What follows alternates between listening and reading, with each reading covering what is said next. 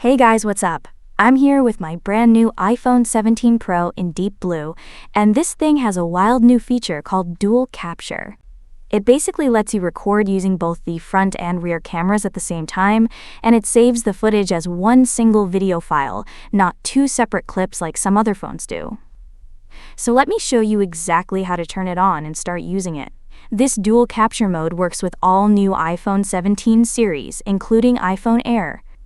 Let's see how to enable dual capture. Alright, let's open the camera app.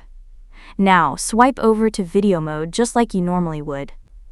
Once you're in video mode, check the top right corner. You'll see this new camera tools icon, a little gear symbol. Dual capture.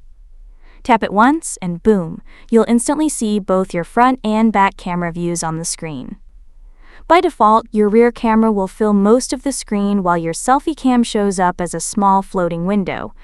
But you can drag it around and resize it while recording, super handy for reaction shots, vlogging, or tutorials like this. How it works compared to Samsung. Now, if you've used something like the Samsung Galaxy S24 Ultra, their dual recording mode shoots two separate video files. One from the front camera and one from the back, and then you have to edit them together. On the iPhone 17 Pro, Apple does it smarter. It combines both feeds live into a single video file. So once you stop recording, you've got one clean video that's ready to post right away. No editing, no syncing, nothing. Now I talk about dual capture mode using zoom and settings. While you're in dual capture, you can still adjust your rear camera zoom like normal.